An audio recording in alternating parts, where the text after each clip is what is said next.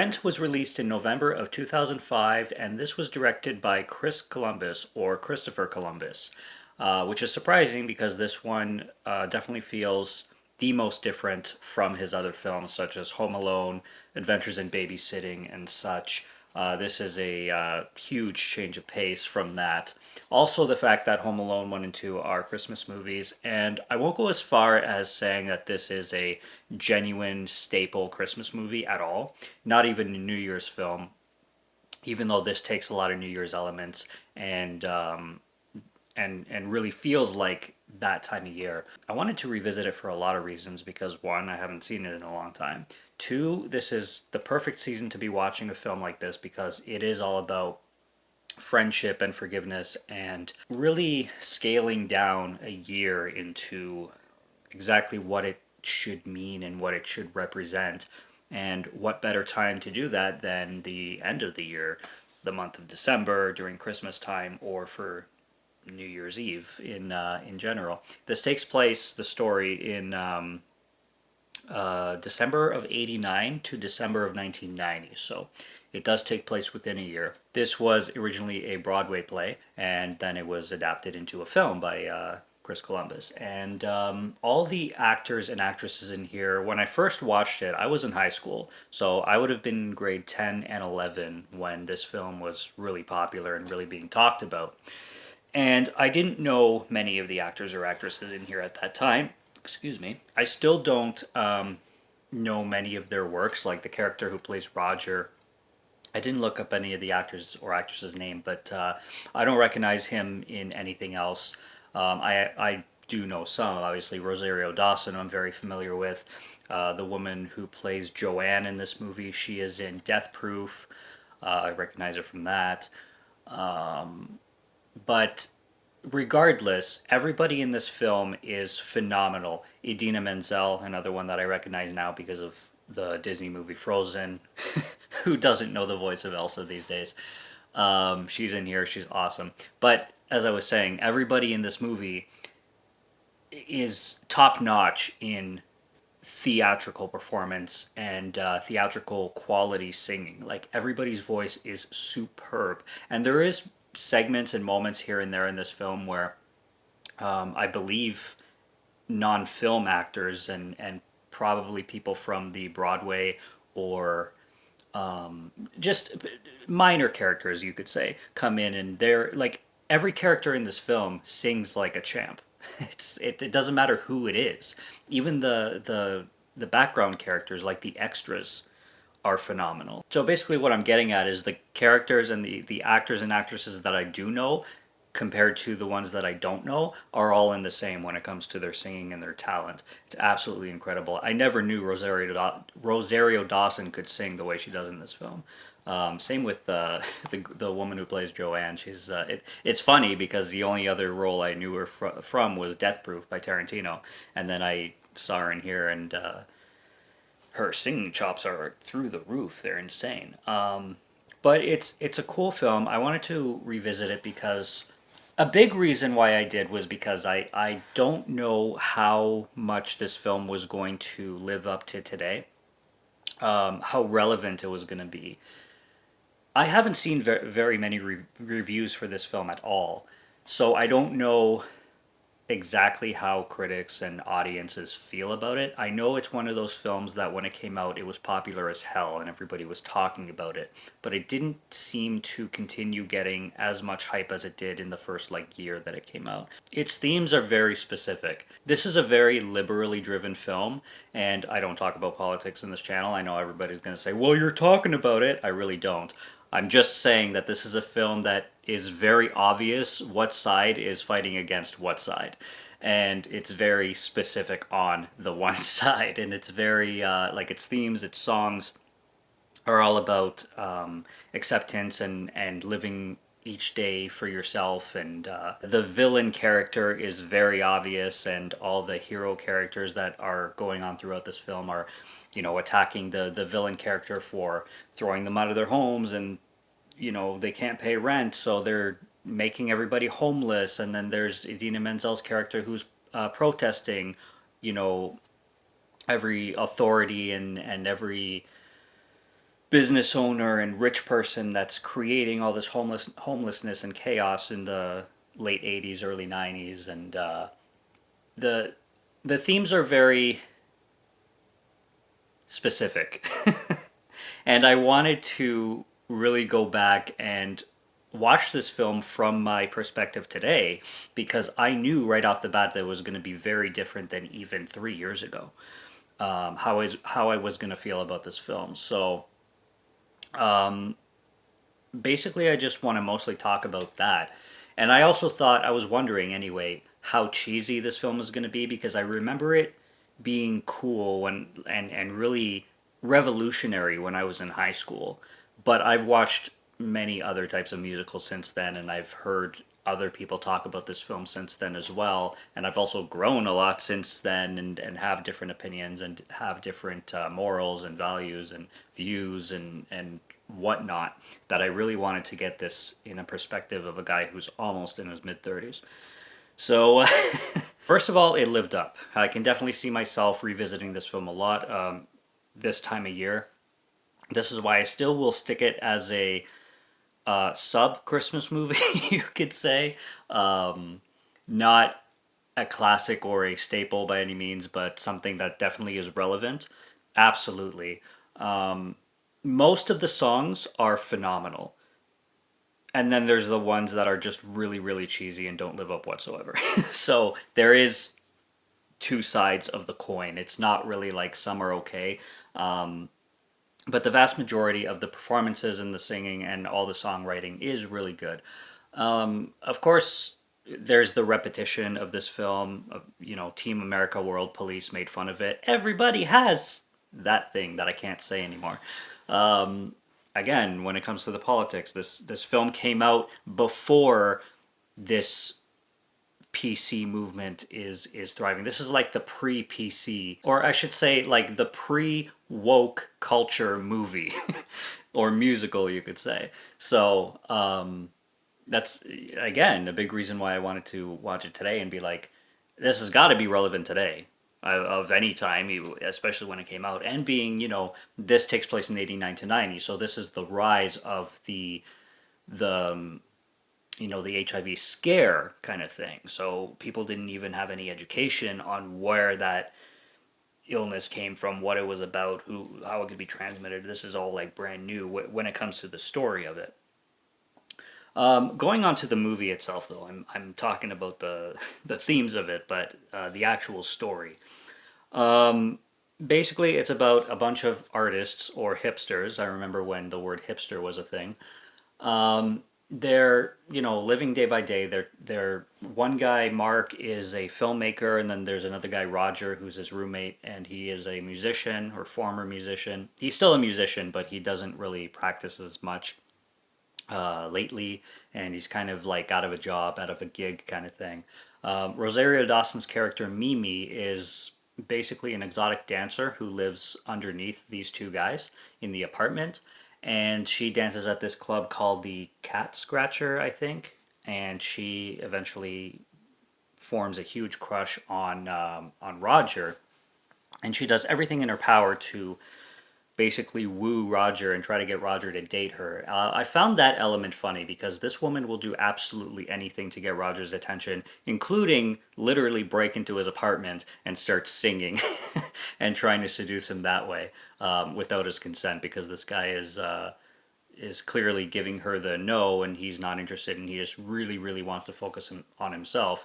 And I was just watching this and thinking, like, if this situation was reversed and it was the guy trying to make all these woos on the girl, this would play out totally differently and way darker. And people would not be accepting as much if it was the guy chasing the girl rather than the girl chasing the guy, which I find ridiculous because it's the same thing, just swap sexes. But, uh, different opinions for different people, but that's the first thing that crossed my mind. Regardless, they clearly have a chemistry. It's obvious on both parts. and they fall in love, and it's fantastic. You got this guy named Tom Collins, which is another one of my favorite characters, who falls in love with, I'm going to say, a trans woman named Angel. And this woman named Angel is suffering from AIDS herself. The AIDS epidemic is a really big part of the movie's theme.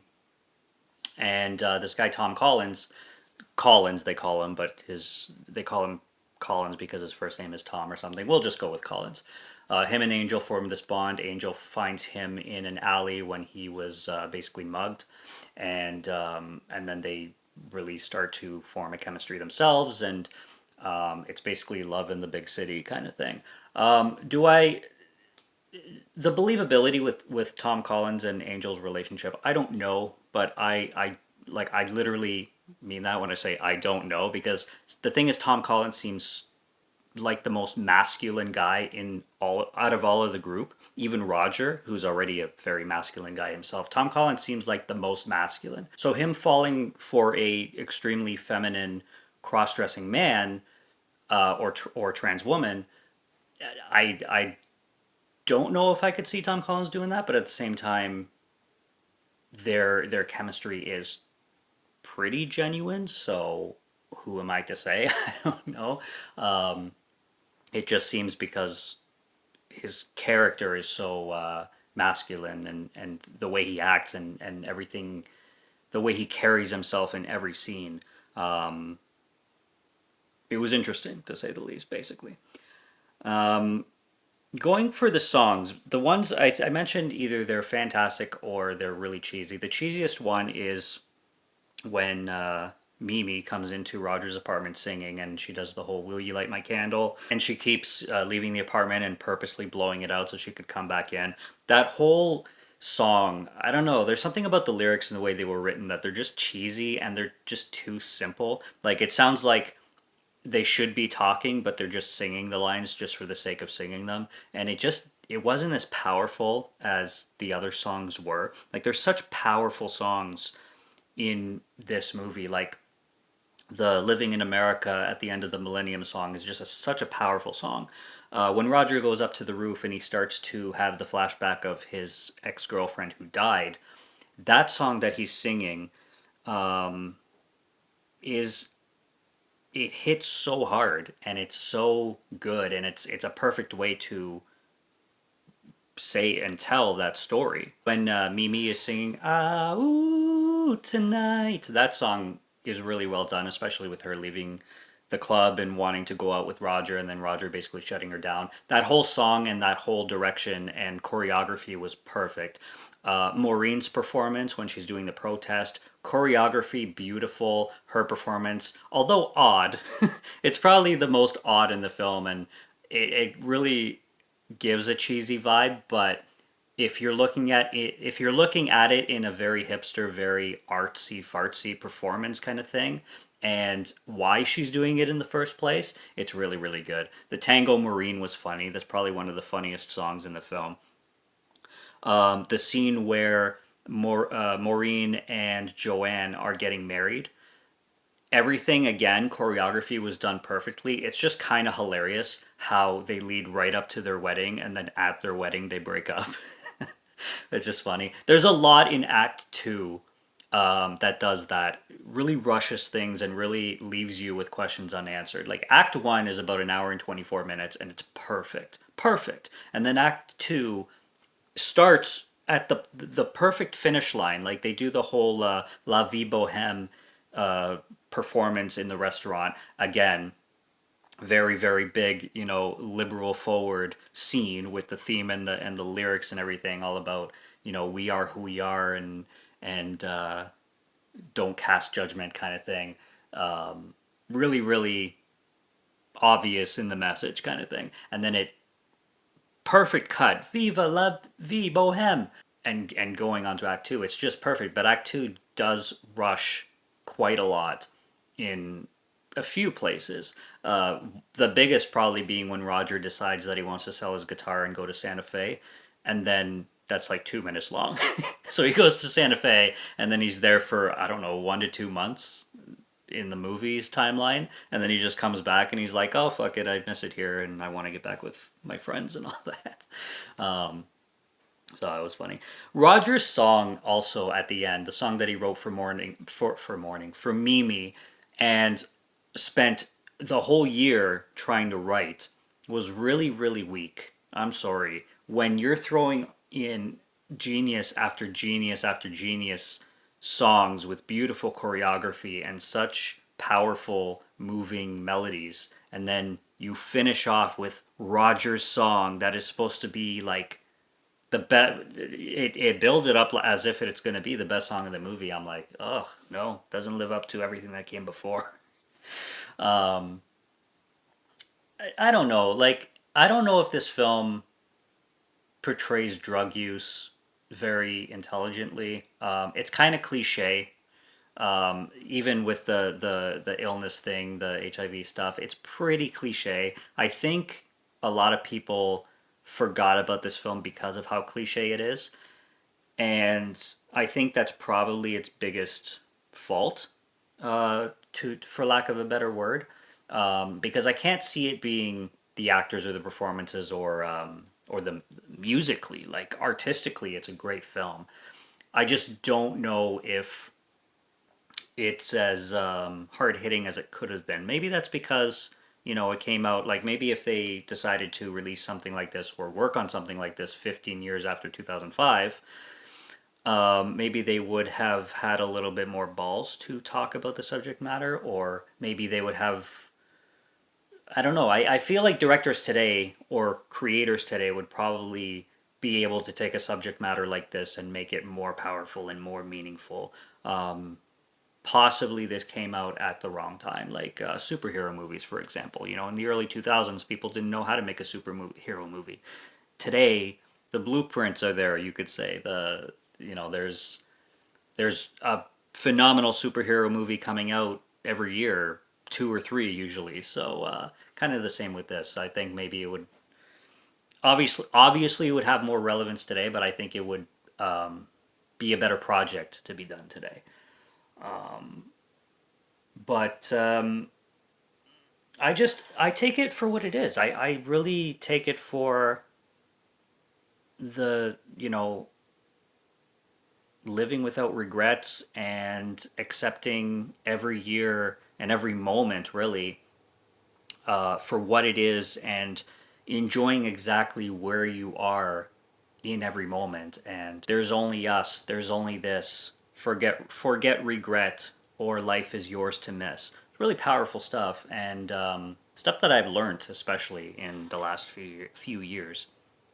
And it's truth, especially when if you're ever struck by mortality, and knowing you have less time left. I think that's when people start to take less for granted, is when they actually realize that they don't have much time left, and unfortunately that's too late most often.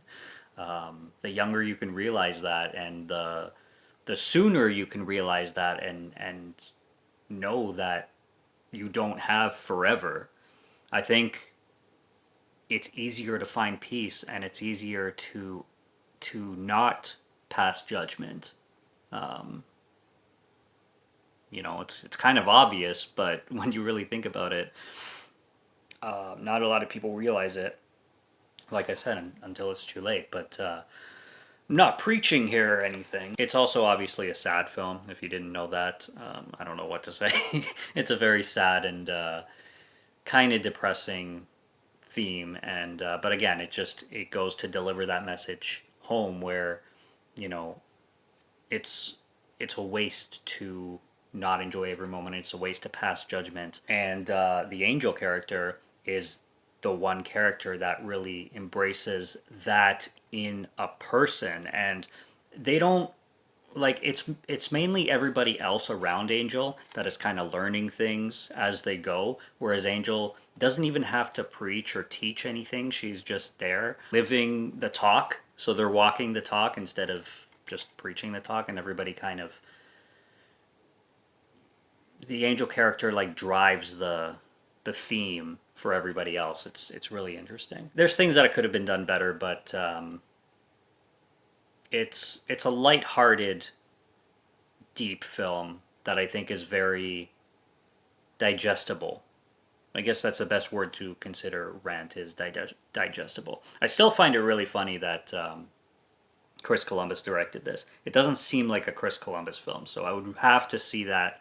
I'd have to read it to know that he did. Otherwise, I would have no idea. Like I had no idea until I rewatched it, basically. But yeah, so it's a cool musical. I'm not huge on musicals. I literally think this is the first musical I've reviewed on the channel. I haven't even reviewed La La Land, which is in my top 10 favorite films of all time now. I love La La Land, and I haven't reviewed it. So yeah, I think I don't touch musicals very often, but this one is, or a lot of people call it a rock opera, or yeah, rock opera is a term used for Rent. It does feel modern. It doesn't feel like it takes any tropes from classic musicals like Sound of Music or anything like that. But it's cool. It's if you haven't seen it before, it's definitely worth a check out. And for anybody who has seen it, I'm sure you have your own opinions on Rent. So whatever kind of movies you're into, it won't be for everybody, but. It's kind of like a time capsule of a movie. That's actually a good way to put it. It's a time capsule of a movie. It's not that old. It's 2005, but its themes the way they were done in 2005 are very much like a time capsule. That's really interesting to revisit. So I'll just leave it at that, since that's probably the best way that I thought of so far to describe Rent. Subscribe to Morgan Film Fan if you like to listen to my voice, or if you like my film reviews. I'll be back with more soon, so stay tuned for those. Check out what's on the channel. Stay tuned for what's coming up, and until next review, have a good one, take care, and cheers.